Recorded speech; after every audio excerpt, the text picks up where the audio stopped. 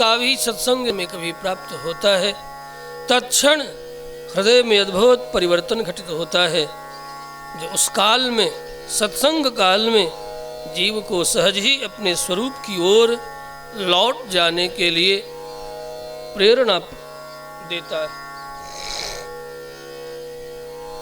इस सत्संग के माध्यम से चातुर्मास व्रत व्यास श्रीमद् रामायणी कथा नित्य ही कुछ क्षण हम लोग अनुभव कर रहे हैं। श्रीमद् रामायण में जनक नंदिनी जानकी के अपहरण प्रसंग का विगत कई दिनों से चर्चाएं चल रही है। रावण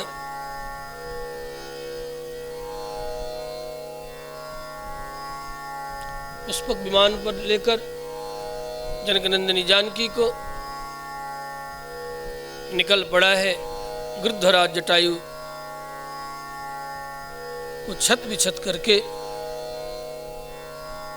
कल कहा था, जानकी के करुण विलाप क्रंदन को सुन करके वन पर्वत लता गुल्म पशु पक्षी सब व्याकुल होकर के दौड़ रहे हैं और ये सबसे निवेदन कर रही है, वृक्षों तक से निवेदन कर रही हैं कि आप हमारी रक्षा करें। व्याकुलता में व्यक्ति बोध खो देता है, इससे यह बात सिद्ध होती है।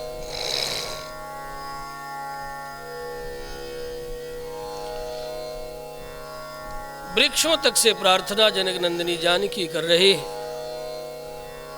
इससे यह सिद्ध होता है कि ये वृक्ष कोई सामान्य नहीं है। इधर अन्य रामचरित का भाव है कि भगवान रामभद्र भी जब ढूंढ रहे हैं तो ये भी वृक्षों तक से पूछ रहे हैं। इधर जानकी वृक्षों से निवेदन कर रही है, आप मेरी रक्षा करो। इससे बात सिद्ध हो रही कि वृक्ष कोई सामान्य नहीं, ये सब के सब दंडकारण्य के वृक्ष भी ऋषि मुनि हैं, महर्षि हैं, देवता कल्प हैं, नित्य लीला वृक्ष हैं। ये सब के सब भगवान के लीला का पात्र बनकर के, वृक्ष बनकर के इनके लीलाओं का रसास्वादन ये वृक्ष भी कर रहे हैं।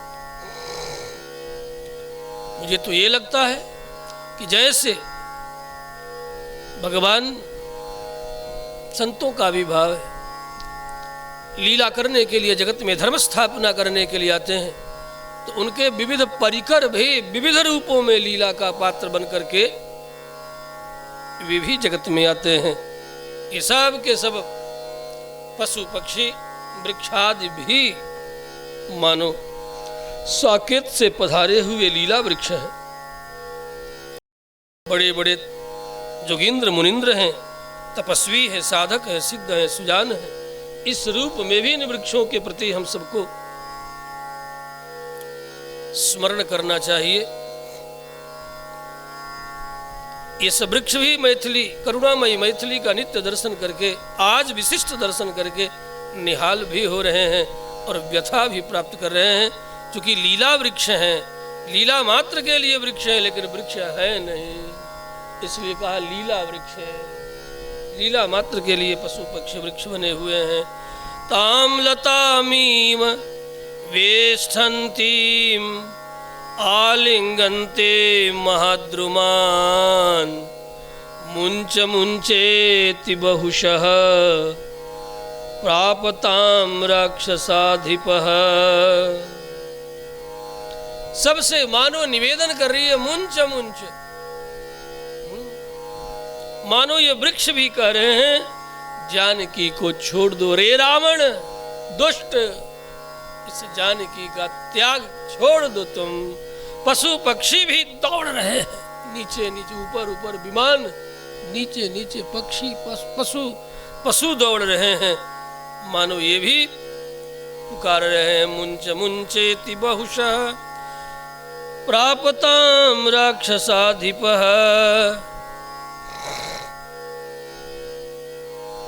इस तरह बड़ा अद्भुत भाव है। ताम्लतामीमवेष्टन्ते मालिंगन्ते महाद्रुमान। वृक्षों की ओर लताओं की ओर देखती और पुनः अंत में हा राम राम हा राम कह करके करुण क्रंदन कर रहे हैं, पुकार रही है, रुदन कर रहे हैं।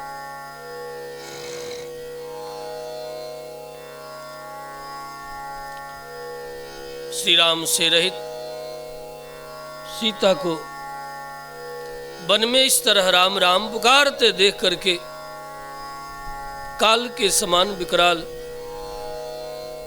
राक्षस राज रावण अपने सर्वनाश का आमंत्रण दे चुका है।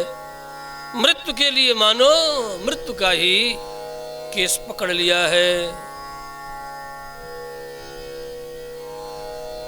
जानकी के द्वारा बार बार तिरस्कृत होने पर भी मर्यादा रहित रावण अपने अमर्यादित चरित्र के द्वारा जगत में सर्वत्र अविद्या का मानव प्रसारण कर रहा है। यह विद्या रूप ही है रावण।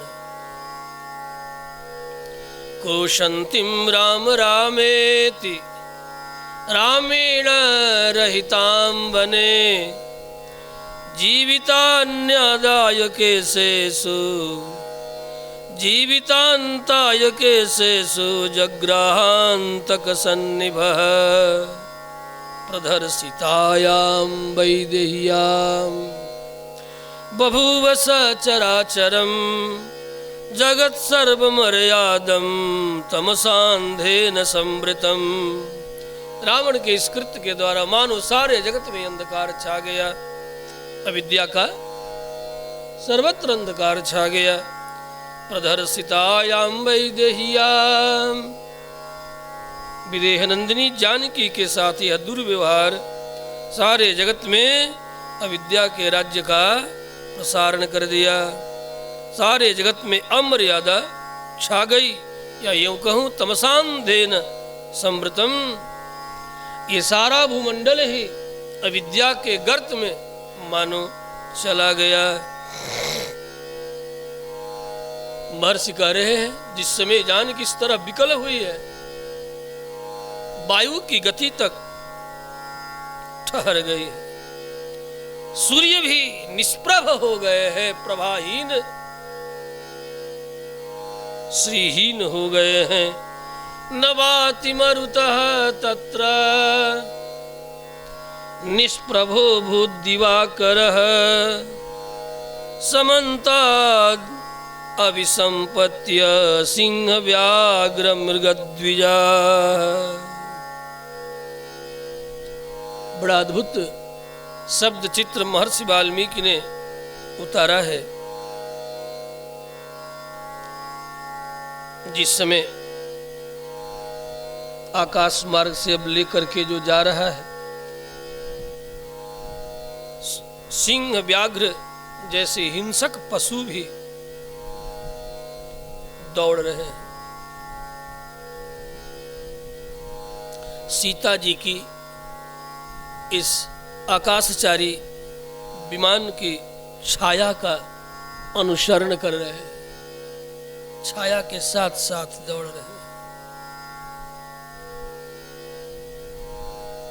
उस समय छाया का अनुसरण करते हुए सिंह व्याघ्र मृग पक्षी सब पर रावण बड़ा क्रोध कर रहा है और क्रोध करके डांट रहा है। वैसे ही जैसे आप कहीं अकेले पड़ जाए और कुत्तों का झुंड आपका पीछे आपको पकड़ने के लिए, काट खाने के लिए दौड़ पड़े, तो कैसे व्यक्ति है तो भागता है अथवा ठहर करके डांटता है, धमकाता है, प्रदर्शित करता है।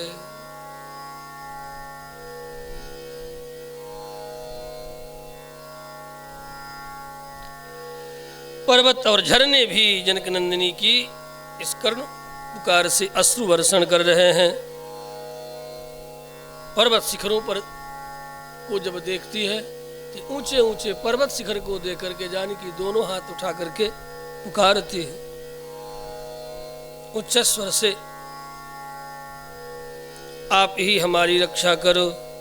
समन्ताद अभिसंपत्य सिंह व्याघ्र मृगद्विजाः अन्वधाम स्तदारुषा सीता छायानुगामिनः। और जब जब इस तरह पुकारती हैं किसी को देखकर पशु पक्षी वन पर्वत, तब तब रावण सीता को भी प्रदर्शित करता है, डराता है, धमकाता है कि चली हो मूर्खा, वन पर्वत पशु पक्षी से अपनी रक्षा की कामना कर रही है। रावणम भज भरतारम भरतारम सर्व रक्षसाम। अब किसकी ओर देख रही है तू? रावणम भज, मुझ रावण का भजन कर, मेरा स्मरण कर। रावणम भज भरतारम भरतारम सर्व रक्षसाम, सारे राक्षसों का मैं भरता हूं, इसलिए अब तू मेरा भजन कर। ये व्यर्थ के विलाप करके अपने शरीर को गलाने से कोई लाभ नहीं है। सीतायाम ह्रियमाणायाम विकृशन्तीव पर्वताः जलप्रपाताः स्त्रमुखाः शृंगैरुच्छ्रितबाहुभिः वित्रस्तका दीनमुखा रुरुदुः मृगपोतकाः। इस तरह बार बार भर्त्सना रावण प्रदर्शित कर रहा है जानकी को।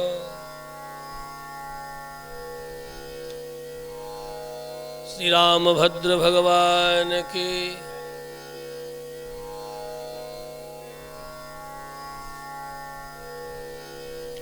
श्री राम जय जय राम, श्री राम जय जय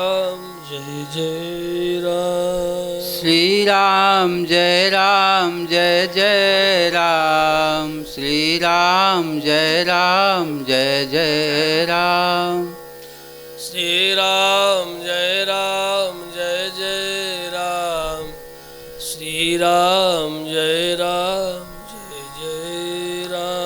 श्री राम जय जय राम, श्री राम जय जय राम, श्री राम जय जय राम, श्री राम जय जय राम, श्री राम जय जय राम, श्री राम जय जय राम, श्री राम जय जय राम, श्री राम जय जय राम, श्री राम जय जय राम, श्री राम जय जय राम। जिस समय रावण इस तरह प्रदर्शित कर रहा है, उसी समय इन सिंह व्याघ्र मृग पशु पक्षियों के जो छोटे छोटे बच्चे हैं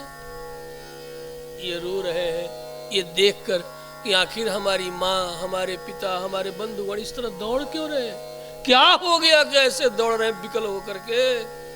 इसलिए छोटे छोटे जो इन हिंसक पशुओं के जो बालक हैं ये रो रहे हैं। बेत्रस्तका दीन मुखा रुरुदुः मृगपोतका। बड़े अच्छे अच्छे शब्द चित्र महर्षि वाल्मीकि ने सुनाया है। मृगपोतका, जो भी ये पशु पक्षी के छोटे छोटे बालक हैं, ये बालक भी दीन मुख होकर के रुदन कर रहे हैं, भयपूर्वक रुदन कर रहे हैं, भयभीत भी हैं, रो भी रहे हैं। तो भय, रुदन और दैन्य तीनों भाव एक साथ प्रकट हो रहा है। वित्रस्तकाः दीनमुखाः, दीन भी कि हमारे माता पिता भाई बंधु की ऐसी दशा, ये लोग क्यों पीछे पीछे दौड़ रहे हैं, छाया को पकड़ करके दौड़ रहे हैं। तो वित्रस्तका दीनमुखा रुरुदुः मृगपोतकाः पोतक, पुत्र पौत्र आदि को कहा जाता है।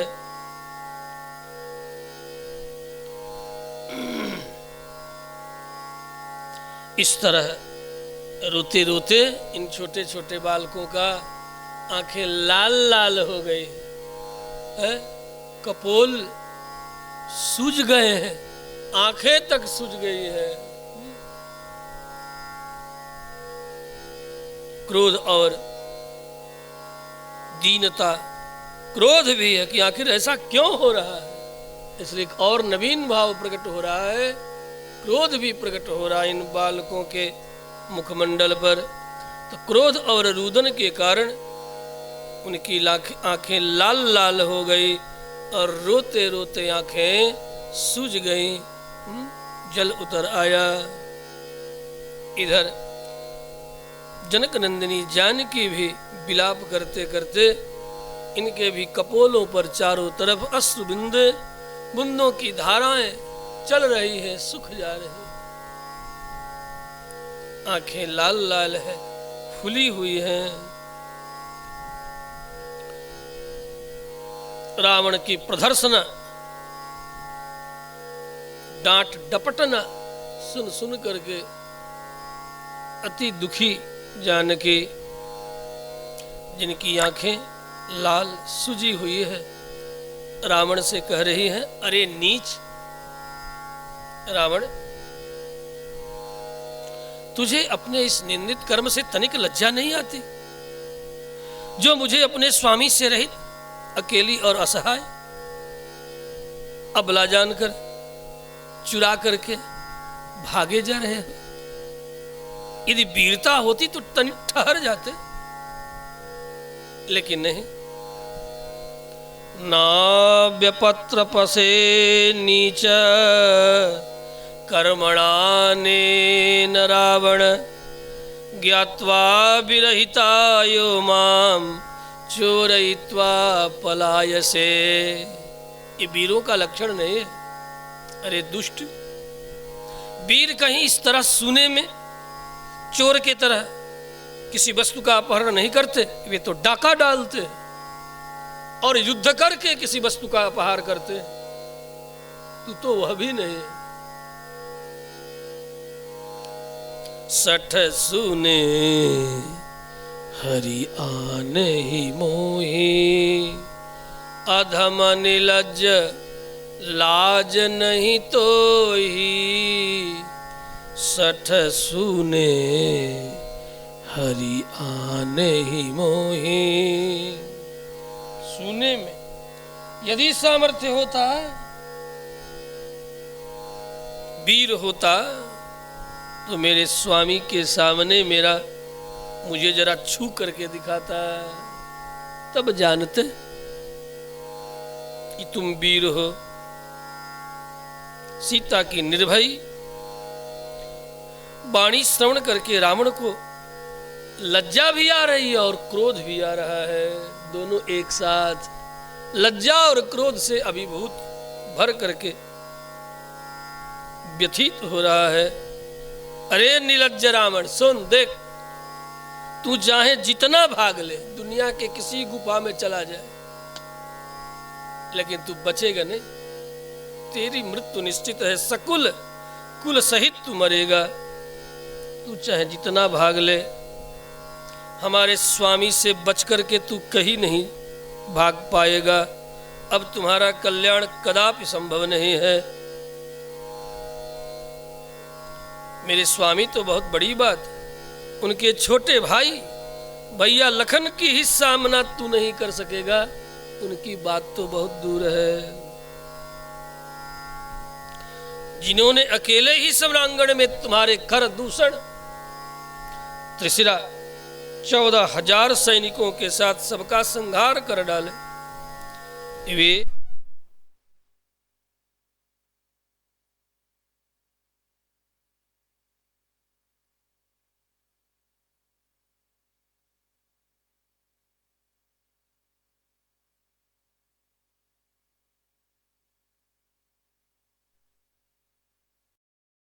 ऐसा वैसा संवाद नहीं, इतना बड़ा अपराध है, फिर भी जानकी क्षमा करने के लिए तैयार है कि मैं तुम्हारी ओर से प्रार्थना कर दूंगी, वे निश्चय ही बड़े दयालु कृपालु है। अन्यथा उनके तीक्ष्ण बाणों से उनसे विरोध करके तेरा प्राण बचेगा, ये तो सपने में भी, हजार स्वप्न में भी तू सोच नहीं सकता। ह्रियमाणा तु वैदेही कंचिन्नाथम अपश्यति ददर्श गिरिशृंगस्थान पंचबानर पुंगवान। इस तरह पुष्पक विमान पर बिठाए अपहरण करके ले जाते हुए रावण के इस विमान पर जनक नंदिनी जानकी देखती है किष्किंधा नामक पर्वत, और उस पर्वत पर 5-5 बंदरों का समूह है जो किमपुरुष जैसे हैं। लंबी लंबी पूंछ वाले तो है, लेकिन मानवाकार आपस में ये सब के सब संस्कृत भाषण करने वाले हैं। तो लगता है कि जिस समय की ये बात है, इनकी जाति ही लुप्त हो गई। जो कि पढ़े लिखे होते थे, लंबी पूंछ होती थी, उनकी अब जाति, इन प्राकृत ये सामान्य जो बंदर घूम रहे ऐसे बंदर नहीं थे ये सुग्रीव बाली और हनुमंत लाल।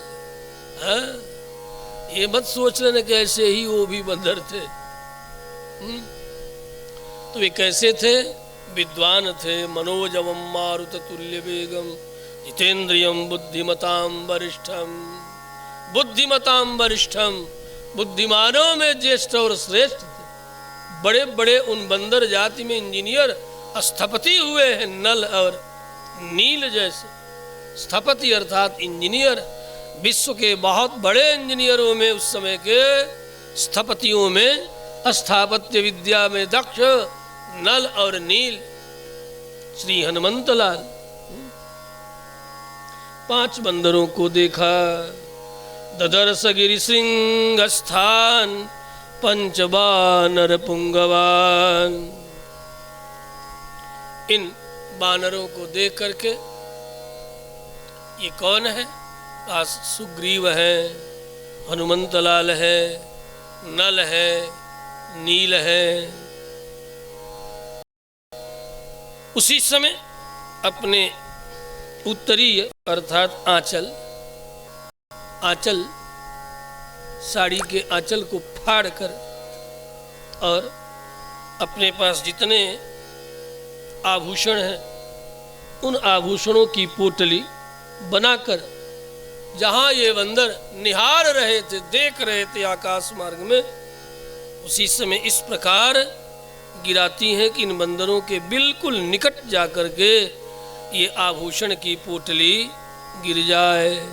जनक नंदिनी जानकी ने डाल दिया। मानो इन्हीं आभूषणों के माध्यम से हमारे स्वामी को ये समाचार प्राप्त हो जाएगा।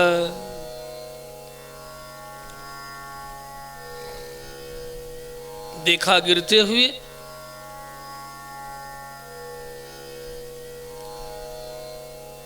बंदरों ने उठा लिया, सुग्रीव को दिया और सुग्रीव उसके एक गुफा में छिपा देते हैं। तेसा मध्ये विशालाक्षी कौसेयम कनक प्रभम उत्तरीयम वरारोहा सुभान्याभरणानि च मुमुच यदि रामाय संशेयुरिति भामिने वस्त्रमुत्सृज्य तन्मध्ये निक्षिप्तम सहभूषणम। इस बात को, इस कार्य को रावण उतावलापना में जान न सका कि जानकी इस तरह अपने आंचल को फाड़, आभूषण को बांध और जमीन पर बंदरों के निकट गिरा दे। यदि जान जाता तो शीघ्र नीचे उतर जाता, फिर एक बार और युद्ध होता, लेकिन जान न सका। उतावला होने के कारण संभ्रमात्तु दशग्रीवः तत्कर्म न च बुद्धवान। संभ्रमात्तु, महर्षि ने कहा संभ्रम अर्थात उतावलापना होने के कारण, बेचैन होने के कारण, व्याकुल होने के कारण ये रावण जान न सका। दूसरा भाव, देवियां अत्यंत निकट रह करके भी यदि वो कुछ करना चाहे तो बगल में ही आप खड़े रहेंगे, आप जान न सकेंगे। हाँ? इसका यह भी एक तात्पर्य, इतनी विदुषी होती हैं और कार्य करने में इतने दक्ष होती हैं, इतने लाघव से अपने इष्ट कार्यों को संपादित कर देंगी कि बगल में ही आप रहेंगे, आपको पता नहीं चलेगा। यह एक विशिष्ट गुण भी है इन विदुषी नारियों का। यहाँ पर यह भी दिखाया गया कि रावण जैसे पास में ही लेकिन इतना कार्य कर गई, अपने एक एक आभूषणों को उतार लिया, आंचल को फाड़ भी लिया, गांठ भी लगा दिया और गांठ लगाकर इस हौले से नीचे गिरा भी दिया, लेकिन रावण देख न सका, समझ न सका। इससे देवियों का वैदुष्य, कार्य का लाघवत्व, ये सब गुण प्रकट हो रहे हैं। दूसरी बात, विपत्ति में भी बुद्धिमता, विपत्ति में भी अपनी बुद्धिमता गुणों को धारण किए रहते हैं। ये सब प्रकट हो रहा है। संभ्रमात् दशग्रीवः, महर्षि ने कहा इधर रावण उतावला है इसलिए देख न सका। केवल बात इतनी ही नहीं है, इसमें देवियों के कार्य करने की दक्षता रूप जो गुण है उस गुण का प्राकट्य है। अथवा यही क्यों गिराई, और कई भाव। जनक नंदिनी जानकी ने इन बानरों को देख करके ये सब के सब निश्चय ही हरिभक्त हैं, आस्तिक हैं, राम भक्त हैं, ऐसा उन्होंने समझ लिया। उनके हृदय में ये भावना जगी कि निश्चय ही ये आस्तिक हैं, सज्जन हैं, न्याय प्रिय हैं, सात्विक जन हैं, निश्चय ही ये हमारे कार्य को सिद्ध करेंगे। केवल उन बंदरों के लक्षण को देख करके जानकी जान गई कि निश्चय ही ऐसे सात्विक लोगों के हृदय में ही न्याय और मर्यादा निवास करती है, और न्याय और मर्यादा के लिए ये लोग निश्चय ही एक दिन हमारी सहायता करेंगे। इसलिए भी अथवा जानकी ने इन बंदरों के मध्य में एक और विशिष्ट भाव है, एक बंदर को पहचान लिया, ये तो निश्चय ही राम भक्त है। कौन? आंजनेय हनुमंतलाल को पहचान लिया, इतनी दूर से देख करके जान लिया। अन्य भाव, इतनी दूर से कोई सामान्य व्यक्ति नहीं पहचान सकता, क्योंकि ऊंचाई पर विमान गमन कर रहा है। इसलिए जानकी का इस प्रसंग में एक विशेषण दिया, विशालाक्षी, बड़ी बड़ी आंख वाली। बड़ी बड़ी आंख वाली का तात्पर्य केवल बड़ी आंख से नहीं, दीर्घदर्शिनी आंख वाली, दूरदर्शिनी आंख वाली, अर्थात जानकी दूर का देख लेती थी। अन्य भाव, जानकी के आंखों में सामान्य मानवों के तरह ज्योति नहीं थी, विशिष्ट ज्योति थी कि दूर से दूर के पदार्थों को ठीक ठीक पहचान लेती थी अपनी आंखों से देखकर। हमारे आपके जैसे उपनेत्र की जरूरत, चश्मा की जरूरत नहीं, आंखों में इतनी विलक्षण ज्योति है, उस ज्योति के द्वारा दूर पर्वत पर बैठे उन बंदरों को पहचान भी लिया, जान भी लिया। इससे जानकी के दूरदृष्टि, केवल चिंतन की दूरदृष्टि नहीं, आंखों में दूरदृष्टि है। आंखों की ये क्षमता है कि वे दूर से दूर के पदार्थ को ठीक ठीक देख लेती हैं।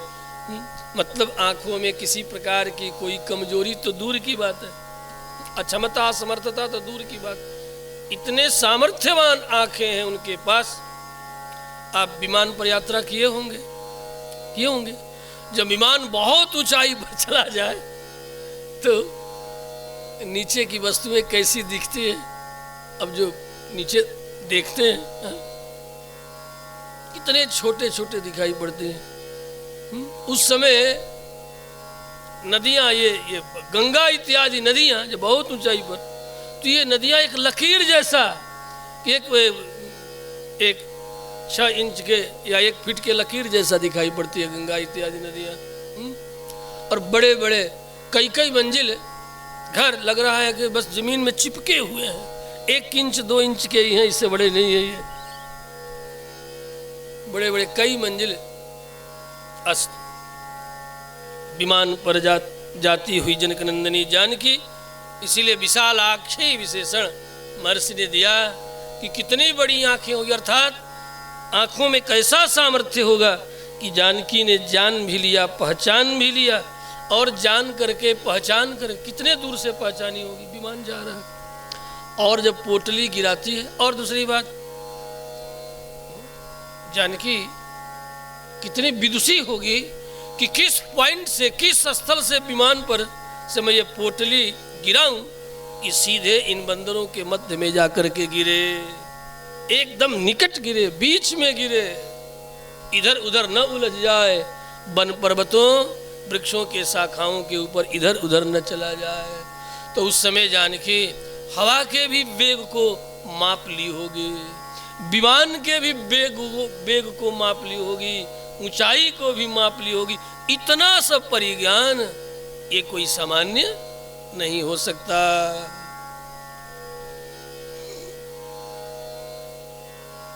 असाधारण नेत्र का ही बंधुओं यह कार्य है। अथवा जानकी करुणामयी है, कृपामयी है। इन्होंने अपनी बड़ी बड़ी आँखों से देख करके मानो इन बंदरों पर अपनी कृपामयी दृष्टि डाल दे, अर्थात जैसे मैं आज विपत्ति में हूँ वैसे ही आप लोग भी विपत्ति में है, आपकी विपत्ति से उद्धार ये पोटली आपकी करेगी। तो ये केवल अपने उद्धार की सूचना नहीं, हे बंदरों आप लोग भी विपत्ति में हैं, ये विपत्ति से उद्धारक है। ये मेरे वस्त्राभूषण, इसे सजो करके रखना, संभाल करके रखना, इन्हीं वस्त्र और आभूषण के माध्यम बना करके तुम बंदरों का उद्धार होगा। क्योंकि उद्धार कृत्य के लिए ही भगवत लीला का पात्र बन करके मैं स्वतः भी जीवों के उद्धार करने के लिए ही, अन्यथा ये रावण मेरा अपहरण नहीं कर सकता। रावण को तो क्षण भर में मैं जला करके भस्म कर दूं चाहूं तो। लेकिन केवल रावण को नहीं जलाना है, रावण के साथ रावण के तरह और भी जितने दुष्ट राक्षस हैं उन सब राक्षसों का उद्धार करना है। इसलिए केवल एक रावण का उद्धार करना होता तब तो मैं कर ही देता।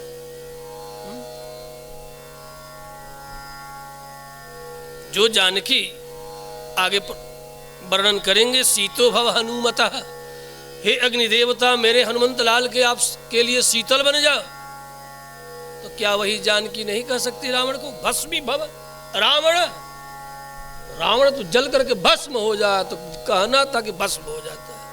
लेकिन नहीं, यदि अभी एक रावण को जला करके भस्म करोगे तो अन्य जीवों का, अन्य राक्षसों का उद्धार नहीं होगा। इसमें भी जानकी की करुणामयी कृपा है, दृष्टि है।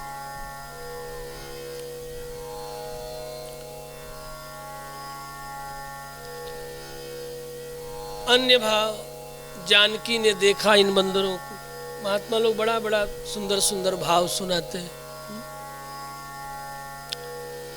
अयोध्या के संत लोग कहते हैं कि श्री जनकनंदिनी जानकी के कृपा कटाक्ष मात्र से इन बंदरों में भगवत प्राप्ति की योग्यता आ गई।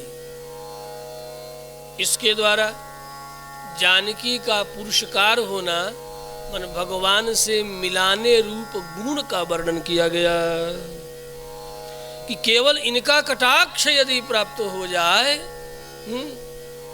तो वह जीवात्मा में, उस जीवात्मा में उद्धार की योग्यता आ जाती है। जिसे जानकी अपने नजरों से देख ले वह जीव उद्धार की योग्यता को प्राप्त कर लेता है, वह उद्धार के योग्य बन जाता है, भगवान की सेवा के योग्य बन जाता है, नित्य लोक में जाने की योग्यता प्राप्त कर लेता है। जैसे गिरधराज जटायु पर कृपा की, उसी तरह इन बंदरों पर भी कृपा बरसाई, इन वस्त्राभूषणों के माध्यम से कृतार्थ किया। धन्य है जनक नंदिनी जानकी की ऐसी विपत्ति काल में भी कृपामयी की कृपा करने का स्वभाव नहीं गया। व्यक्ति की पहचान तो ऐसे ही समय में होती, आपत्ति काल परिखी अहिचारी। आपत्ति में ही व्यक्ति के स्वभाव का परिचय प्राप्त होता है। जब तक आपत्ति नहीं आती तब तक व्यक्ति छिपा रहता है, प्रकट नहीं हो पाता, और जब आपत्ति आती है तभी व्यक्ति का व्यक्तित्व प्रकट होता है, यथार्थ उसका स्वभाव प्रकट होता है। तो ऐसे विपत्ति में भी जानकी ने अपने कृपा में स्वभाव का त्याग नहीं किया। धन्य है ये किष्किंधा में निवास करने वाले बंदर भी, जो जानकी की कृपा के पात्र बन गए। मानो इनका भी जन्म जन्म का संस्कार जागृत हो गया, तभी तो जानकी अपनी बड़ी बड़ी आंखों से इन बंदरों को देख पाए। सहज अपनी करुणा से कृपा के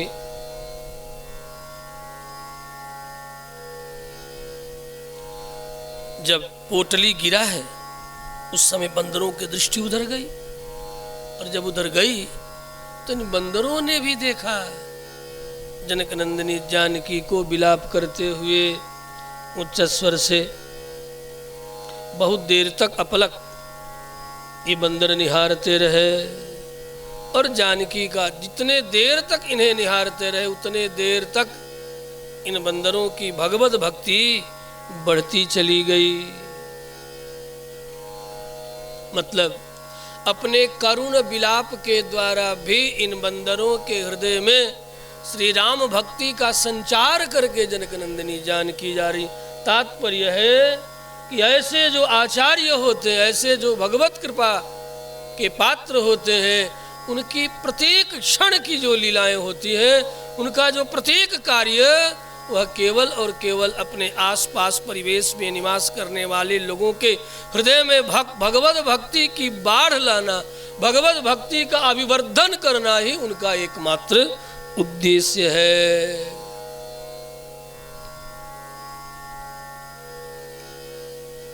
दर्शन करने मात्र से इन बंदरों की भक्ति जन्म जन्मांतरीय संस्कार जग गए।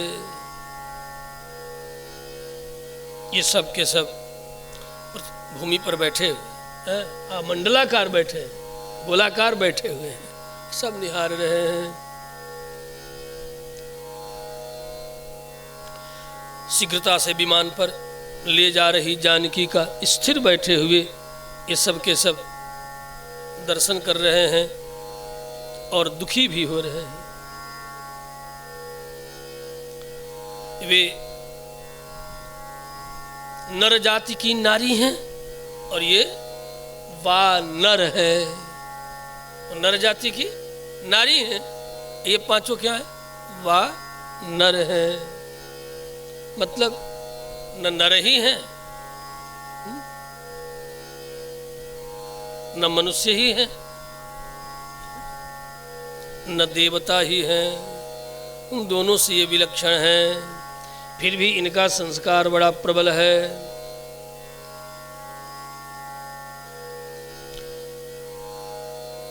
अन्य भाव की इस प्रकार बिल्कुल अपरिचिता विपत्ति में पड़ी हुई नारी को देख करके यदि किसी नर के मन में, नर तो नर, बानर के मन में भी यदि दुख और पीड़ा की अनुभूति नहीं हुई तो उसका जीवन व्यर्थ है।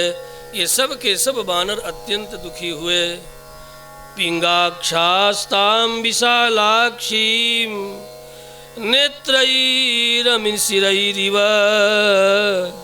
विक्रोशन्तीं तदा सीतां ददृशुः वानरोत्तमाः। अस्तु, रावण इस प्रकार कल कहा था, बीच में इन प्रसंगों को समयाभाव के कारण एक बार छलांग लगाए कि लेके चला गया, अनुशकुन क्या में रख दिया। बीच में ये सब प्रसंग कल हमने छोड़ दिया था। लंका में रावण का विमान उतरता है।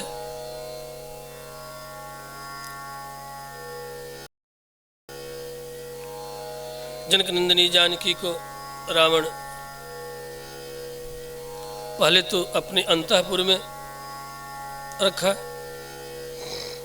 वाल्मीकि का भाव है, सीधे अपने अंतःपुर में ही लेकर के जा रहा है। सीता जी उस समय शोक मोह परायण अत्यंत दुखी है। रावण ने उन्हें अपने अंतःपुर में रखा, मानो मायासुर ने आसुरी माया को स्थापित कर लिया हो। तत्र तामसितापांगीं शोकमोह समन्वितां निदधे रावणः सीतां मयो मायामिमासुरीं।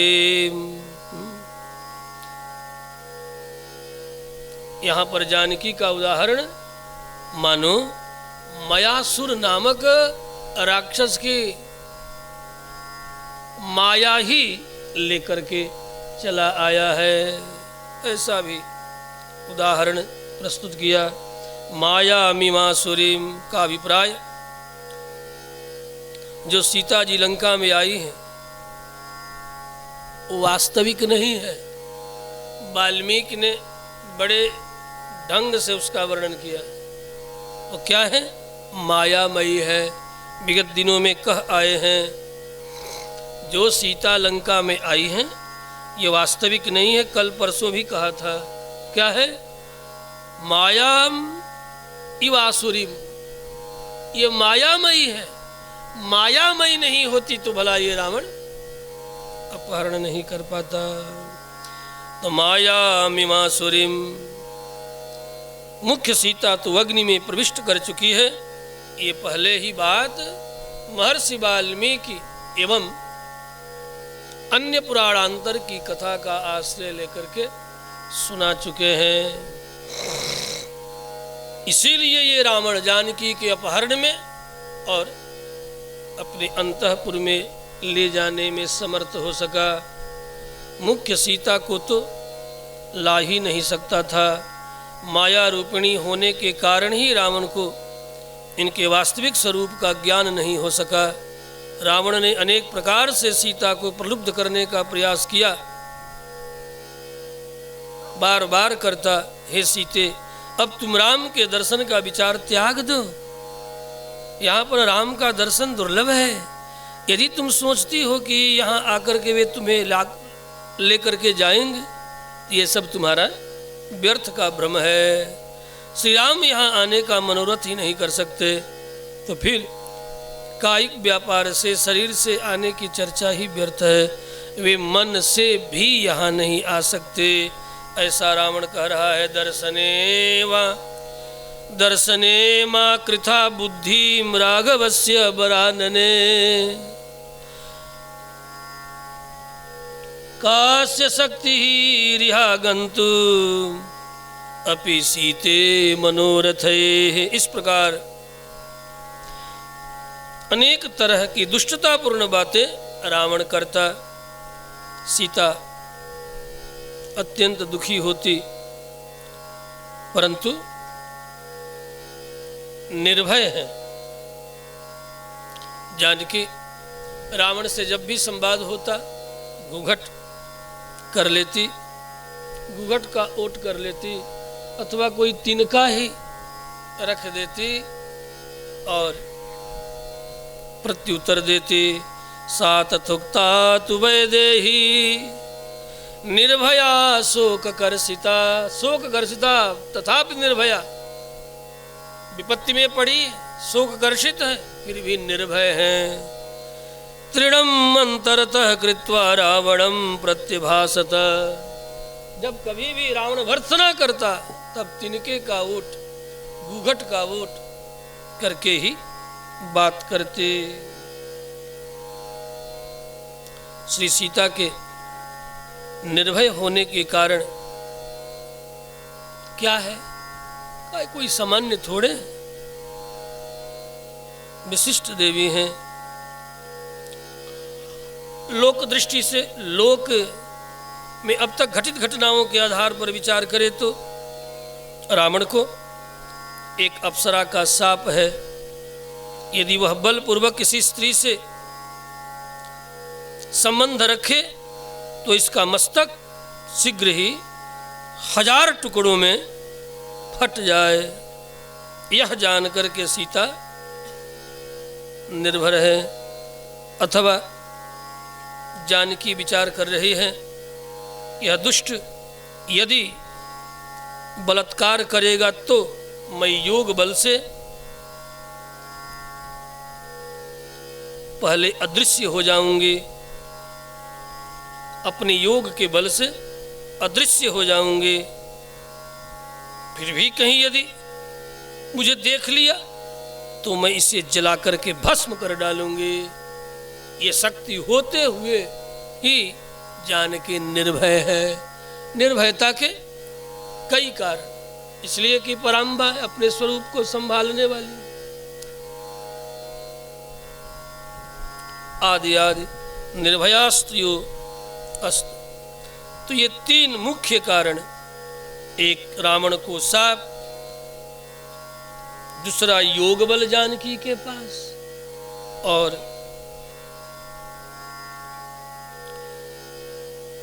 तीसरा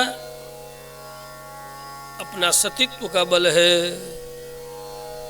उस पर विश्वास है कि निश्चय ही हमारा सतीत्व हमारी रक्षा करेगा। अस्तु। तृणम अंतरतः कृत्वा रावणम प्रत्यभासत। तिनके को बीच में रख करके बात करने का अनेक भाव महापुरुषों ने अभिव्यक्त किया है। पहला कि पापात्मा पर पुरुष से साक्षात संभाषण के दोष से बचने के लिए तिनके को बीच में कर लेते। तृणम अंतरतः कृत्वा, अर्थात साक्षात पापात्मक पर पुरुष संभाषण जन्य दोष परिहाराय तृणम अंतरतः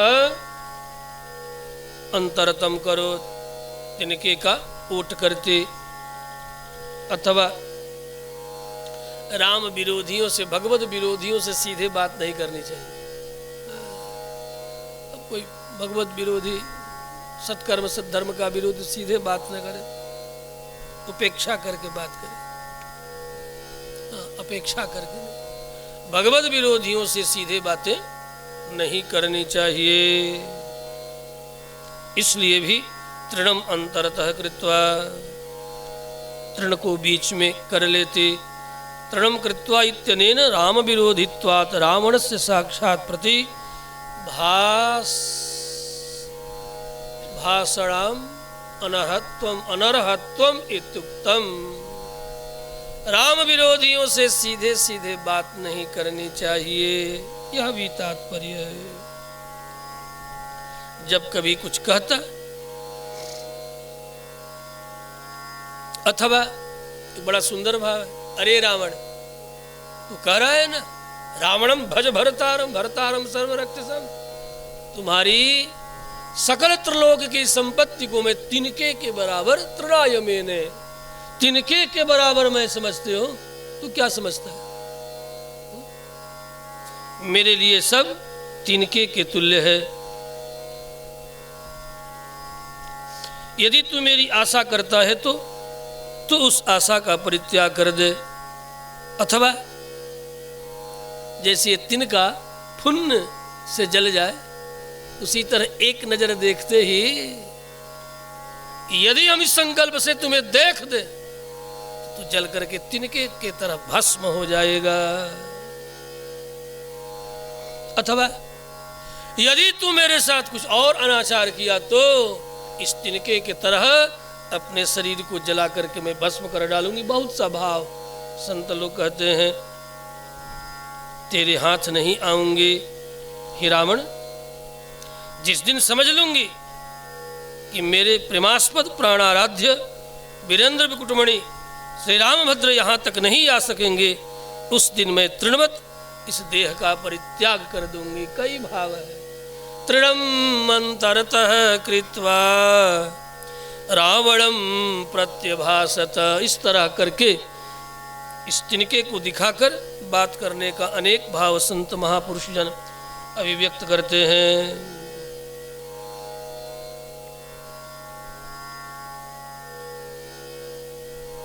अथवा यदि रामभद्र के आंखों के सामने आ गया तो वे तुम्हें तिनके की तरह जला करके भस्म कर डालेंगे।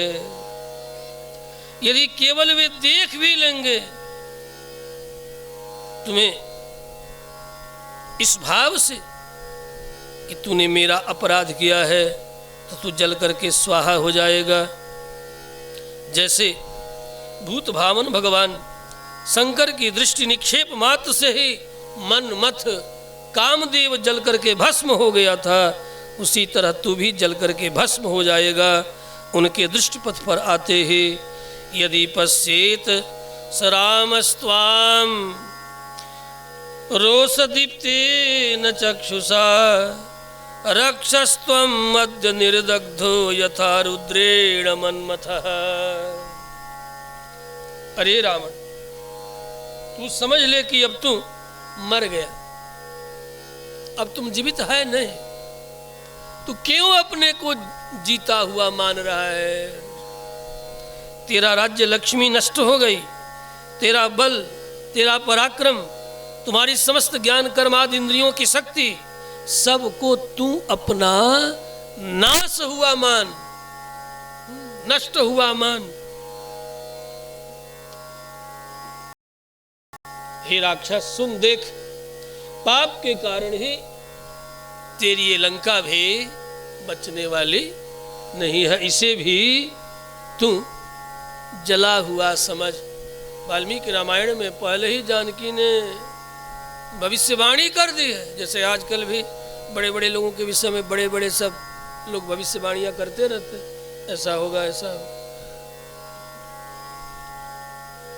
उसी तरह वाटिका उजारी, जैसे क्या नाम है उसका, उस राक्षसी का नाम, श्री रामभद्र भगवान की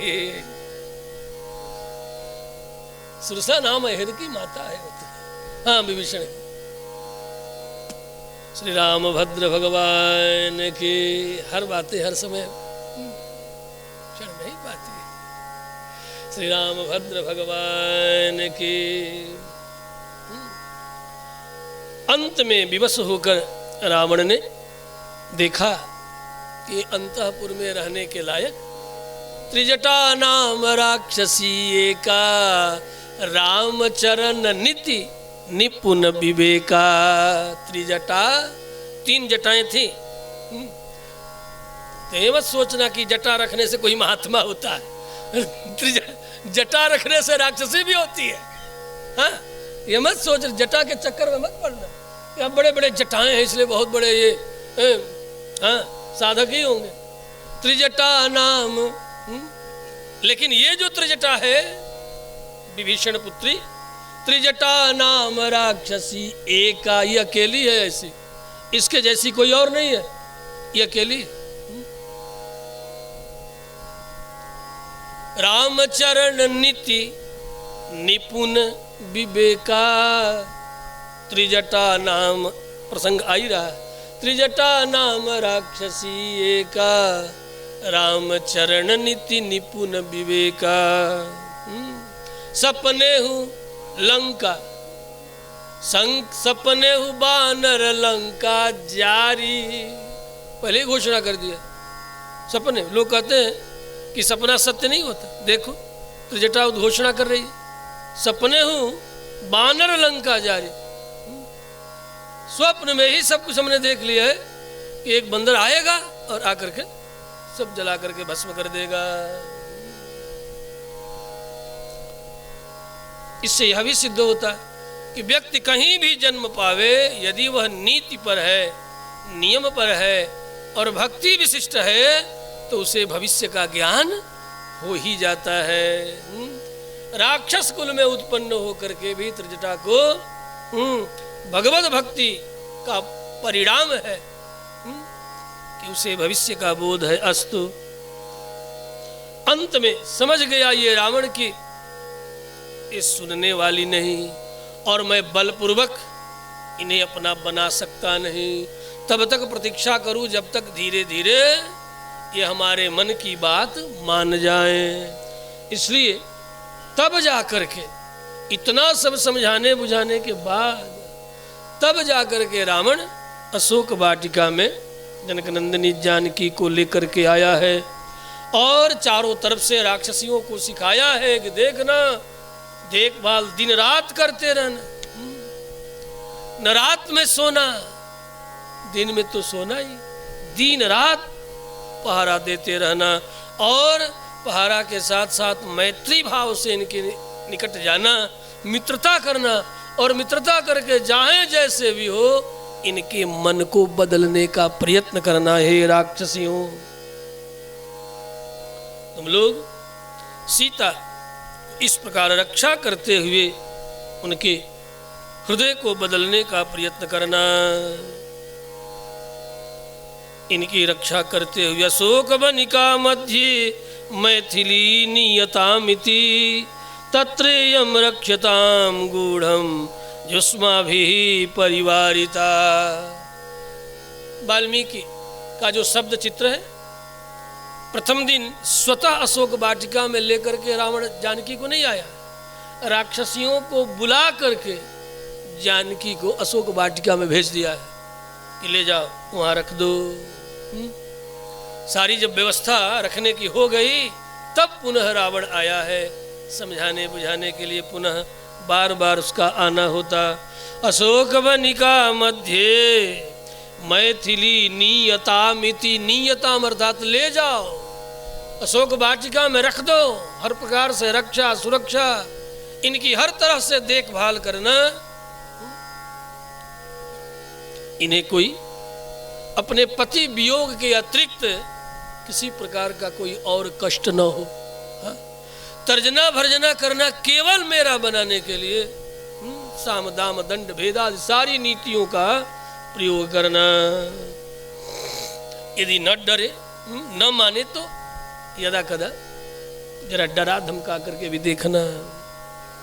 ये सब राक्षसियाँ, इन राक्षसियों में जो खास करके त्रिजटा है कि तूने तो डरा धमका करके देख लिया ना कि अब हम लोग डराएंगे धमकाएंगे, तू तो देख लिया। तत्रियम रक्षताम गूढ़म जुष्माभिः परिवारिता, झुंड के झुंड अगल बगल चारों तरफ कई सुरक्षा मंडल बना करके इनकी रक्षा, तो कोई सामान्य सुरक्षा नहीं है ना, जेट सुरक्षा है और भी क्या क्या। एक दो मंडल में सुरक्षा नहीं हो, कई मंडल में ये घेर घेर करके राक्षसियां इनकी रक्षा कर रही हैं। श्री राम भद्र भगवान की हारी परा मानसकार निवेदन करते हैं। हारी पराखल बहुविधि भय और प्रीति दिखाई तब अशोक पादपतर राखी सी जतन कराए। पहले तो बहुत प्रकार से समझाया बुझाया भय प्रीत सब दिखाया, लेकिन अंत में जब देखा जनक नंदिनी जानकी है किसी भी प्रकार से हमारी बात सुनने के लिए तैयार नहीं, तब अपने अंतःपुर से निकाल करके नियताम इति ले जाओ, राक्षसियों का ले जाओ, इसे अशोक वाटिका में रख दो। जब अशोक वाटिका में जनक नंदिनी जानकी आकर के अब मणिमय चबूतरे के ऊपर अशोक वृक्ष, अशोक वाटिका में महर्षि वाल्मीकि के अनुसार सिंसपा वृक्ष के नीचे जब ये निवास कर रही है, अशोक वाटिका है और वृक्ष का नाम है सिंसपा। श्री रामभद्र भगवान की।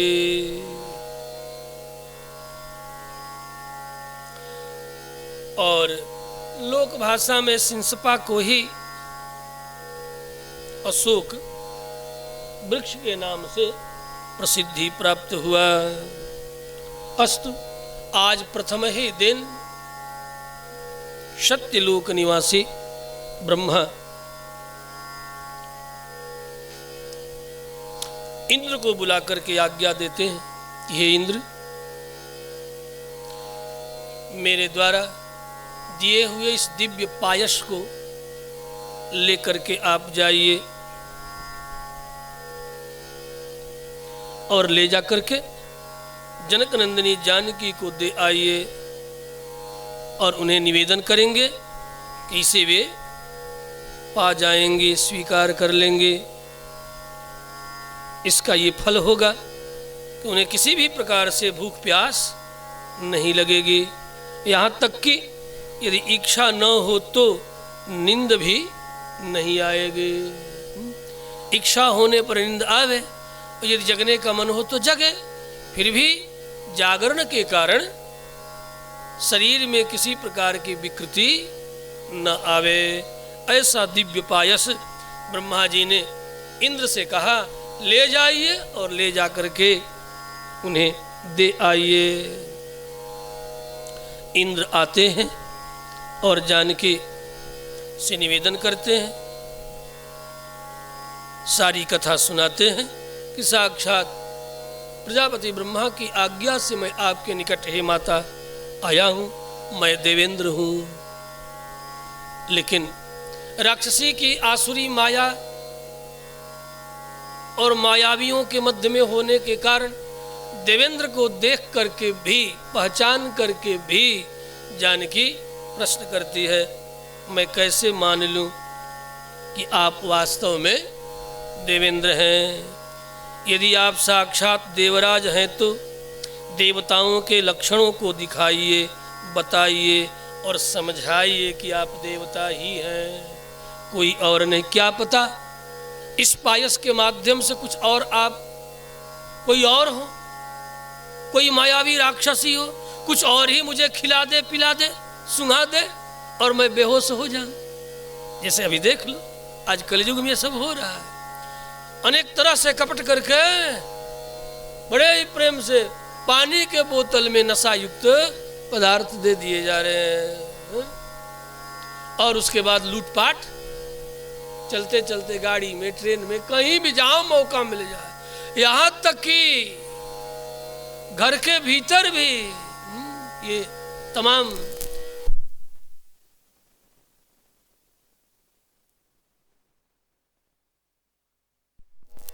आपके वो दुनिया भर के प्रोडक्ट की बातें करेंगे और फिर कुछ ऐसा कर जाएंगे और कुछ एक मिनटों में हाथ साफ करके 9, 2, 11 ये नए नए जो है आज तरकीबें नए प्रकट कर लिया है सब। ऐसे ऐसे ऑनलाइन तो आ ही गया है, कैसे कैसे क्राइम हो रहे हैं, देखते ही देखते दुनिया भर का क्राइम। ऐसे नए वो तो जमाना अब चला गया सिंध मारी वाला का हो, वो तो जमाना गया, उसका जमाना लद गया। दरवाजे से घर के भीतर आभूषण आदि इत्यादि की चोरी करना, नाना प्रकार की सब बातें, अब धीरे धीरे ये सब समाप्त होता गया। अब तो नए नए क्रिमिनल पैदा हो गए हैं। अब क्रिमिनल कहूँ चाहे क्राइमर कहूँ, नए नए पैदा हो गए, नए नए तरीके से अच्छे बुद्धिजीवी लोभ में फंस करके आप ही से आपका सब खजाना का ज्ञान कर ले रहा है। जरा पासवर्ड तो बताइए, मैं बैंक से बोल रहा हूँ। बार बार एडवाइजरी जारी कर रहा है बैंक कि देखो बैंक कोई भी ऑनलाइन बातें नहीं करता। किसी को भी अपना पासवर्ड आपको नहीं बताना है। यदि आप एटीएम ग्राहक है तो बहुत सी बातें नई नई सब सूचनाएं आ रही। एटीएम रखने वालों को बहुत सी सुविधाएं प्राप्त होने वाली, ना हो तो बना लेना। और ये भी सोचना बहुत रुपया पैसा घर में मत रखना। सारे ये रुपए जो है, जितने अभी रुपए चल रहे हैं, ये एक भी रहेंगे नहीं। बहुत जल्दी डिजिटल करेंसी लगता है इंडिया ही सबसे पहले जारी करेगा। भारत ही सबसे पहले डिजिटल करेंसी जारी करने वाला है। आपके मोबाइल वैसे ही छपे हुए रुपए जैसे चित्र आ जाएगा। जितना भजाएंगे सब आ जाएगा। और जैसे व्हाट्सएप से आप चित्र ट्रांसफर कर रहे हैं, वैसे व्हाट्सएप से ट्रांसफर कर देंगे। ऐसे ऐप्स आने ही वाले हैं और सब सारी तैयारियां हो चुकी है। इसलिए अब 500, 2000, 10, 20 और सिक्कों की भी जमाना बहुत जल्दी सबसे पहले भारतवर्ष में ही ये लदने और इसका जमाना जाने वाला है। परेशानी तो है। देखो भैया, ट्रेन भी जब ट्रैक चेंज करती है ना, तो डिब्बे कितने आवाज करते नहीं करते। किसी ट्रेन पर बैठना, और वो भी ट्रेन में जब लोग कम हो और ट्रैक यदि उसे चेंज करना पड़े तो डिब्बे कितने आवाज करते हैं, डम डम डम डम डम डम डम डम करते हैं। तो मैं किसी की प्रशंसा से मेरा तात्पर्य नहीं है, समर्थन से मेरा तात्पर्य नहीं है। मेरा तात्पर्य कि कोई भी व्यक्ति कहीं से भी देख लो, कल परसों महिला शक्ति बंधन अधिनियम आया तो पक्ष विपक्ष सब अपने अपने वोट बैंक का सबको है ना 50% है, 33% ही देकर के वाहवाही लूट रहे हैं। हम तो कहेंगे कि पूरे 50%, 50% देवियों को हर जगह इनका रिजर्वेशन होना चाहिए। 50% होना चाहिए, 33% देकर के ही मत इठलाओ। लेकिन हाँ, चातुर्य अब इसमें भी है कि चलो कम से कम 33% तो मिला। समय आएगा तो 50 ही नहीं, विदाउट एनी रिजर्वेशन ये 80% तक जाएंगे, हर जगह कब्जा करेंगे। हाँ, हम लोग तो मना रहे हैं कि हर जगह इनका कब्जा हो। हाँ, लेकिन सोचेंगे कि भाई तो महात्मा हो गए, ऐसा क्यों मना रहे हैं? कहा देखो, सेवा और सुव्यवस्था कुछ ऐसे गुण हैं जो नारियों के ही हैं, वो पुरुषों में नहीं आ सकते। 7 जन्म पुरुष प्रयत्न करे तब भी उन गुणों को नहीं धारण कर सकता। पहला गुण सेवा, दूसरा गुण मैनेजमेंट। यदि आपके घर की नारी, आपकी पत्नी है कि नहीं, चाह जाए कि हमको इतने में ही सब कुछ कर देना है तो करके दिखा देगी, और यदि बिगाड़ने पर आ जाए तो इंद्र का धन भी ला करके रख दो तो मिनटों में तहस नहस कर डालेंगे और न्याय सिद्ध कर देंगे। ये सब कुछ न्यायपूर्ण था, ये जो कुछ भी हमने किया बिल्कुल ठीक किया है, आप गलत हो। बनाने पर आ जाए तो गरीब की झोपड़ी में भी इंद्र का सिंहासन अर्थात सुख शांति उतार दे, और बिगाड़ने पर आ जाए तो इंद्र की राजधानी भी सब कुछ होते हुए उजड़ जाए। इसलिए देवियों की महिमा सदा, इसीलिए हमारे पूर्वजों ने नार्यस्तु यत्र पूज्यन्ते कहा। ऐसे शास्त्रकार, ऐसे भगवान मनु के ऊपर अंगुली उठाना, मूर्ख लोग केवल राज। भैया हम कल ही कोई कह रहा था, मैंने कहा कि देखो, यदि धर्म का आश्रय लेने से सत्ता मिल रही हो तो कौन मूर्ख होगा? क्यों नहीं लेगा? तो मूर्खता है। यदि सत्ता की प्राप्ति मलाई मिल रहा हो चाटने को, तो कौन पीछे रहेगा? और यदि विरोध करने से ही किसी समुदाय विशेष का मत हमारे पक्ष में खड़ा हो जाए, वो भी जान रहा है कि जो मैं कह रहा हूं सो गलत कह रहा हूं, ऐसा नहीं। लेकिन यदि वोट बैंक किसी विरोध करने से मिल रहा है तो क्यों ना वो विरोध करेगा? बहुत से नेताओं के जीवन में देखा गया कि मंच पर तो जनेऊ तोड़ते हैं और रोज सवेरे 4 बजे जग करके ओम जय जगदीश हरे, स्वामी जय जगदीश हरे गा रहे हैं अपने घर के कोने में। वो सब राजनैतिक स्टंट है और कुछ भी नहीं है। एकांत में वे भी अपने इष्ट से प्रार्थना करते, प्रभु ये रोजी का सवाल है, रोटी का सवाल है, इसलिए मंच पर तो यज्ञोपवीत तोड़ेंगे, मानस जलाएंगे, लेकिन आपसे कोई द्रोह नहीं। हाँ, घर के भीतर एकांत में ये सब हो रहा है। उनसे अधिक तो कोई अकेले बैठ के रिजर्व है पूजा पाठ करने में। वे इतने पूजा पाठ करते मत पूछो। जिन्हें आप नास्तिक समझते हैं, जिन्हें आप धर्म विरोधी समझते हैं, जरा उनके एकांतिक जीवन में प्रवेश करके देखिए, जाग करके देखिए, वे जितना अनुष्ठान करते कराते हैं। हम संतों को तो सब पता है ना, कि हम लोगों के पास तो आता है कि महाराज जी कोई ऐसा उपाय है क्या कि अब की बार तो हार गया, अगले बार अकेले में, अकेले में बात करेंगे, फुसफुसा करके बात करेंगे। क्योंकि ये सब चीजें ऑनलाइन रिकॉर्डिंग चल रहा है। कभी आप एकांत में बैठे तो मैं कितने लोगों को, बड़े नामचीन लोगों का मैं स्वतः नाम बताऊंगा कि मेरे लिए एक अनुष्ठान करा दीजिए ऐसा। और बड़े बड़े यज्ञों को लोग देख करके सोचते कि साधु ये बाबा मान जाए तो कुछ हो सकता है। अस्तु, लेकिन बहुत सी बातें सार्वजनिक नहीं की जा सकती। श्री रामभद्र भगवान की। इतने ही समझ लेना कि आज भी संतों के चरणों में विशिष्ट जो सत्ता व्यासपीठ के चरणों में आती है, एवं ही नहीं आती, इतना जरूर समझना। व्यासपीठ के चरणों में यदि राजपीठ आ रहा है तो ये वही नहीं आ रहा है, केवल आपकी प्रसन्नता के लिए नहीं आ रहा है, वो भीतर अपने विशिष्ट लाभ को प्राप्त करने के लिए, जिस हानि और लाभ को आप नहीं जानते। श्री रामभद्र भगवान की।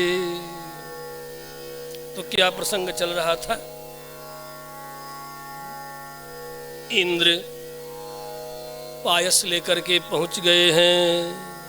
मैं कैसे मान लूं कि आप देवेंद्र हैं, साक्षात देवराज हैं। देवताओं का जरा लक्षण हमें दिखाइए कि मैं समझूं कि आप देवेंद्र ही हैं।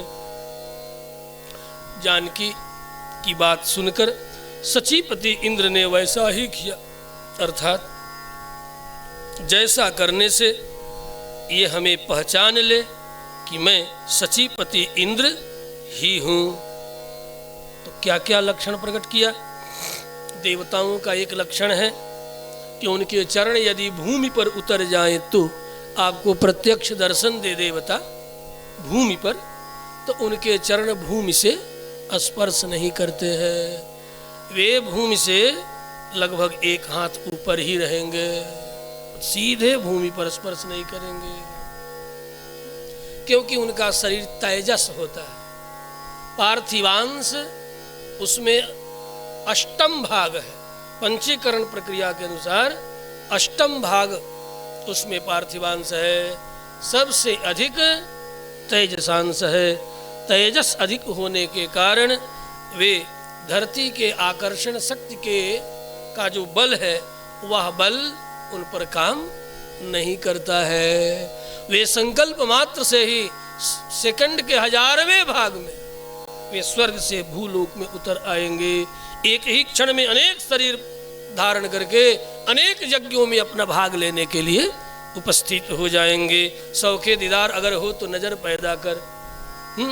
जब नजर मिले तो ये बातें दिखाई पड़े। जगह जगह जहाँ जहाँ उनका आवाहन होगा, आवाहयामि स्थापयामि पूजयामि, एक ही दिन में तमाम घरों में, यज्ञशाला इत्यादि देवस्थलों में जहाँ जहाँ उनके लिए आवाहयामि स्थापयामि पूजयामि होगा, वहाँ वहाँ एक कालावच्छेदन अनेक शरीर परिग्रह करके दिव्य उन देवस्थलों में, आराधन स्थलों में वे उपस्थित होकर के अपना यज्ञ भाग, सेवा भाग, पूजा भाग स्वीकार करते हैं। तो सबसे पहले देवताओं का चरण पृथ्वी पर स्पर्श नहीं करता, वे आकाश में निराधार खड़े रह सकते हैं। उनकी आँखों की पलकें, जैसे हमारी पलकें, आपकी पलकें बार बार झपकती है, उनकी आँखों की पलकें झपकती नहीं है, गिरती नहीं है। उनके वस्त्रों पर गंदगी नहीं उतरती, उनके वस्त्र गंदे नहीं होते। रजस्पर्श, चाहे कितना भी रज उनके वस्त्रों पर गिरे, लेकिन वे झड़ जाते हैं, मतलब गंदे नहीं होते। उनके कंठों की पुष्पमाला, हमारी आपके कंठों में माला धारण करा दी जाए तो अभी बोलते बोलते घंटा 2 घंटे में ही माला मुरझा जाती है, लेकिन उनके कंठों में डाली गई माला मुरझाती नहीं है, कुम्हलाती नहीं है, और नहीं तो अधिक विकसित ही होती जाती है और विकास को प्राप्त करती है, उत्फुल्लता को प्राप्त करती है। सीताया वचनम श्रुत्वा यथा चक्रे सचीपति पृथ्वीं न स्पृशत् पद्भ्याम अनिमीषे क्षणानि च। अरजो अम्बरधारी न चन्नम्लान कुसुमस्तथा तम ज्ञात्वा लक्षणैः सीता वासवं परिहर्षिता। अरज अंबरधारी, देवता का लक्षण अरजः, रज से, धूल कणों से उनके वस्त्र गंदे नहीं होते। न चम्लान कुसुमस्तथा, उनके हाथों में, गले में धारण की गई माला म्लान नहीं होती। तम ज्ञात्वा लक्षणैः सीता वासवं परिहर्षिता।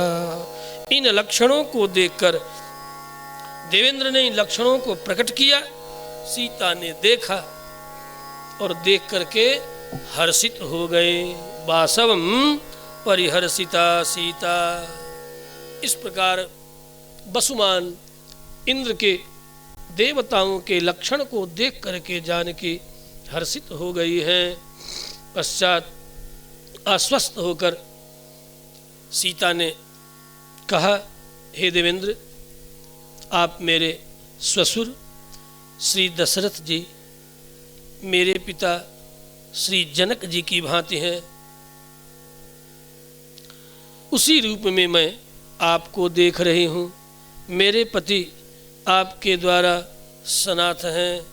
यथा में स्वशिरो राजा यथा च मिथिलाधिपः तथा त्वामद्य पश्यामि सनाथो में पतिस्त्वया।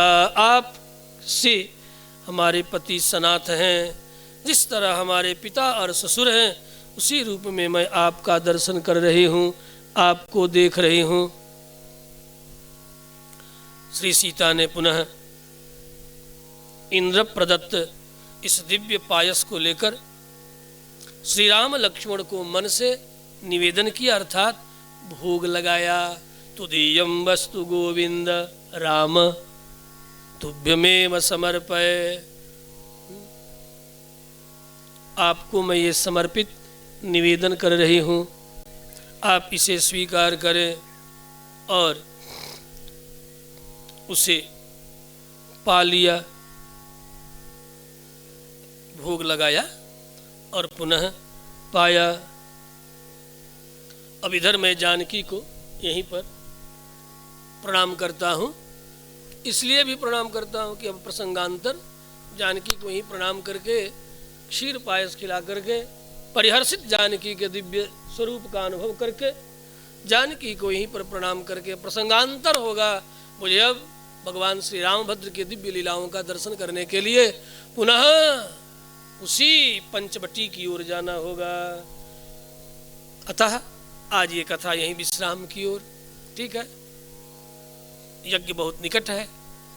अब गिनती के दिन आज इस माह का 21 अंग्रेजी का तारीख। अब आए दिन मैं स्मरण कराऊंगा। 21 है ना, आज 22 है। आज 22 तारीख है और आने वाला जो 22 तारीख होगा उस 22 तारीख के अपराह्न में जैसे नित्य कथा होती है, विशिष्ट मंच से संगीत में श्रीमद् भागवत कथा आरंभ होगी। विशिष्ट पुरुषों का आवाहन, कुछ एक विशिष्ट गणमान्य लोगों के द्वारा को आवाहित करके और मंच का विशिष्ट 22 तारीख को ही दिन के समय में मंच का उद्घाटन होगा। किसी विशिष्ट महापुरुष को देखता हूँ, कौन समय दे पा रहे हैं। कुछ एक लोगों से बातें चली है और बहुत सी बातें तो मैं अपने ही पास रखता हूँ, किसको बतावे, लेकिन आज बता रहा हूँ किसी विशिष्ट को। कई लोगों से भाई थोड़ा कुछ समाज के लिए, धर्म के लिए जीने वाले लोग, उनके द्वारा मंच का प्राथमिक प्रथम दिन उद्घाटन हो। उद्घाटन से पूर्व संगीत में श्रीमद् भागवत कथा आरंभ होगी। तो एक अच्छे संगीत का दल भी उपस्थित होगा। दिन के 1 बजे से ही ये संगीतादि के द्वारा और पुनः उद्घाटन होगा और उद्घाटन के बाद उन आए हुए विशिष्ट अतिथियों का सम्मान, भागवत की पूजा और कथा आरंभ होगी 22 तारीख से ही, चूंकि 7 दिनों तक कथा चलेगी। 3 बजे से लेकर के 6 बजे तक कथा। उसके पूर्व में उद्घाटन इत्यादि का कार्यक्रम विशिष्ट क्षेत्रीय ब्राह्मणों के द्वारा, क्योंकि दूर के लोग नवरात्र का काल चलता रहेगा। विशिष्ट क्षेत्रीय ब्राह्मणों को अधिक से अधिक आवाहित करके उनका मान सम्मान करके उनके द्वारा स्वस्ति वाचन इत्यादि करा करके मंच का उद्घाटन और कथा आरंभ। जिस कथा का सुभारती चैनल पर प्रसारण भी 3 से 6 रिकॉर्डिंग, उसके बाद उसका प्रसारण भी होगा 6 बजे से लेकर के 9, साढ़े 9 बजे तक, जिसे आप यहाँ से जाने के बाद अपने घरों, अपने मोबाइल पर भी, जियो ऐप पर भी सुभारती चैनल के द्वारा, और जिनके पास एयरटेल इत्यादि का कनेक्शन होगा अपने अपने घरों में स्मार्ट टीवी पर भी आप देख सकेंगे, तो दर्शन करेंगे। 23 तारीख को जल यात्रा होगी। तो उस जल यात्रा में यज्ञ की तैयारी के लिए हर व्यक्ति अपने अपने हाथों से यज्ञ नारायण भगवान की आराधना के लिए जल समर्पित करे। गाजे बाजे घोड़े हाथी के साथ सज धज करके सब लोग चलेंगे।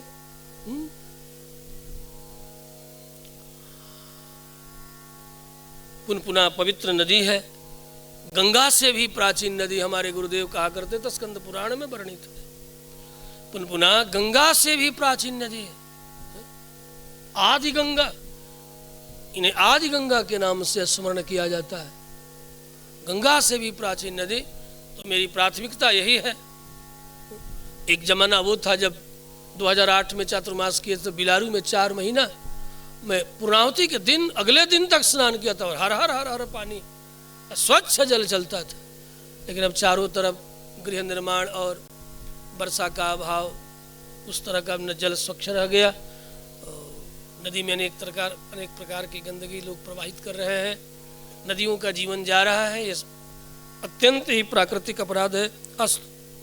तो आदि गंगा पुनपुना से जल यात्रा आप सब करेंगे, गाजे बाजे हाथी घोड़े के साथ। हाथी को बुलाया जाए, घोड़ों को बुलाया जाए। अंग्रेजी न तो हिंदी वाले बाजे न मिले तो क्या करेंगे, अंग्रेजी वाले भी बाजे चलेंगे। क्या किया, ढोल झाल तमूरा, 1-2 दल तो हो ही जाए। और सिंगे वाले सिंगे अब मिलते हैं कि नहीं, सिंगे तंबूरे, वो क्या सहनाई, अब जो मिले तो सब सज धज करके सब लोग चलेंगे। तो उसके साथ साथ इस तरह देखो, प्राथमिक जल में ही भगवान यज्ञ नारायण की पहली पूजा होती है, जल यात्रा। इसीलिए सज धज कर जल में ही आपो वही नारायण। जल यात्रा का बड़ा महत्व है। आपो वही नारायण, जल में साक्षात भगवान नारायण है। जलम जीवनम, जल ही जीवन है। तो जल में और जल में ही किए गए संकल्प साक्षात भगवान नारायण के पास पहुंचता है। जल नारायण स्वरूप है और जल को हाथ में लेकर के जो भी आप मन में संकल्प करते हैं, आकांक्षा कामना करते हैं, उन कामनाओं की तुष्टि पुष्टि जो जल आपके हाथ में होता है, आपके भीतर की जो कामना है उस कामना को जल के माध्यम से भगवान नारायण तक पहुंचाया जाता है। इसलिए आपो वही नारायण, नारायण अनुवाक में कहा गया जल साक्षात नारायण है। इसलिए जल की पूजन, तीर्थ पूजन, विधिवत तीर्थ पूजन, जितने जलयात्री अधिक से अधिक जलयात्री हों, मेरे भीतर तो मन में यह है कि कम से कम 1100 जलयात्री उपस्थित हों, 1100 लोगों के सिर पर घड़े हों, सब लोग जल भर करके, माताएं बहनें भाई बंधु सब जल भरने के लिए जाएं सज धज करके, और उधर से पुनः जल भर करके। बहुत दूर है, सुना हो कि पुनः यहाँ से 8 किलोमीटर है, तो जाने आने में बहुत समय लगेगा। तो जैसा कि हमारी समिति लक्ष्मी नारायण यज्ञ समिति ने निर्णय किया है कि सबको वहाँ तक जाने के लिए वाहन की व्यवस्था की जाएगी। वाहन, बस, गाड़ी, टेम्पो, ट्रैक्टर, जो भी साधन, ज़्यादातर बस, टेम्पो, स्कॉर्पियो, 4 पहिए वाहन, इन सब वाहनों के द्वारा सब लोग वहाँ तक चलेंगे। इन सब में बहुत खर्चे हैं, है ना। तो यज्ञ में तो द्रव्य यज्ञ है, तो द्रव्य तो लगना ही लगना है। वहाँ तक गाड़ियाँ जाए, कम से कम 25-30 तो गाड़ियाँ, 1100 लोगों को ही ले जाने के लिए कम से कम 25-30 गाड़ियाँ चाहिए। बड़े बड़े बस, जिन बसों में कम से कम 70-80 लोग आराम से बैठे, तब ना जा करके 25-30 गाड़ियाँ और उन सब सारी व्यवस्था के साथ जल यात्रा होगी। तो उन जल यात्रियों के लिए जो लोग अपने हाथों से ऐसे महत्वपूर्ण 5-5 यज्ञशालाओं में 51 कुंडीय यज्ञ नारायण भगवान की आराधना के निमित्त प्रथम जल आपके हाथों से समर्पित किया जाए, इसके लिए आप सब लोग सज धज करके अपने अपने घड़े को आरक्षित करा लेंगे। उसके लिए समिति ने निर्णय किया है कि कम से कम 251 रुपये जमा करके अपने अपने घड़ों का रिजर्वेशन, आरक्षण सबको करा लेना चाहिए। एक ये उद्घोषणा, जो लोग जजमान बन करके अपने हाथों से आहुति देंगे, तो जजमान के निमित्त भी एक छोटा सा, क्योंकि तेल, घी, अनेक प्रकार का खर्च, ब्राह्मणों की विदाई, ये सब कुछ करना है।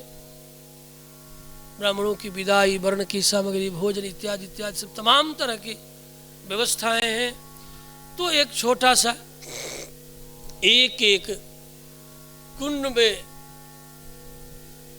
हवन आदि की सामग्री, वर्ण की सामग्री, पूजन की सामग्री, ब्राह्मण के वस्त्रादि की सामग्री, भोजन इत्यादि की सामग्री, तमाम प्रकार के खर्चे, लेकिन उन सारे खर्चों को मेंटेन करने के लिए नहीं, पूरा करने के लिए नहीं, एक सामान्य छोटी सी जो राशि रखी गई है जजमान बनने के लिए। जैसा कि समिति के हमारे उपाध्यक्ष और सचिव मुन्ना जी ने कल, और अध्यक्ष कुंदन जी ने मुझे सूचना दी कि स्वामी जी उसके निमित्त जो है 11,000 की राशि रखी गई है, एक एक जजमान के निमित्त। उसी में 11,000 तो कम से कम एक एक विप्रों की दक्षिणा होगी, मात्र ब्राह्मणों की दक्षिणा के निमित्त ये राशि रखी गई है। तो इस राशि को समर्पित करके अपना अपना रिजर्वेशन, आरक्षण आप सब जल यात्रा में घड़ा के लिए और जजमान बनने के लिए अपने हाथों से आहुति प्रदान करने के लिए, महान पुण्य के भाजन। ऐसा नहीं कि जो नहीं करेंगे उन्हें नहीं मिले, उन्हें भी मिलेगा। अरे भैया, यज्ञ स्थल पर यदि अपने हाथों से कोई सफाई की व्यवस्था ही संभाल रहा है, समूह में नहीं, अकेले ही सही, हाथों में झाड़ू और बल्टी में पानी है, यदि सफाई अगल बगल गिरे हुए तमाम तरह के जो अपद्रव्य हैं उसे भी चून चून करके एक जगह तो यज्ञ भगवान श्री कृष्ण राजसूय यज्ञ में सफाई का कार्य स्वीकार किए थे कि हम क्या करेंगे, पत्तल उठाएंगे, जूठे पत्तल। पत्तल परसने वाले अन्य थे, लेकिन जब जूठ सफाई करने की बारी आई, इसे कौन स्वीकार का? भगवान कृष्ण स्वतः राजसूय यज्ञ में जूठे पत्तल उठा रहे। लोग सोचे हम जूठा उठाएंगे, हम जूठा उठाएंगे। भगवान कृष्ण राजसूय यज्ञ में जो भी अतिथि आकर के भोजन करके जाता, ये नहीं कि कोई राजनेता हो चाहे धर्म नेता, नहीं, जो भी भोजन करके जाता हो, कोई भी हो, अतिथि देवो भव, जो भी अतिथि राजसूय यज्ञ में भोजन करके जाता, भगवान कृष्ण अपने सदन स्वतः अपने हाथों से जूठा उठाते, झाड़ू लगाते। तो यज्ञ में छोटी से छोटी भी सेवा महान पुण्य को देने वाली है। इन दो उद्घोषणाओं के साथ 2 बार हरिनाम। मेरी बात आप सबको समझ में आ गई होगी। पुनः विश्राम। जो जन यज्ञ नारायण भगवान की इस प्रकार तन मन धन से सेवा सहयोग करते हैं, वे निश्चय ही यज्ञ नारायण भगवान की निर्हेतु की कृपा का पात्र बन करके आनंद ही उपलब्ध करते हैं। यह निसंदेह तथ्य है। श्री राम जय राम, जय जय राम, श्री राम जय राम।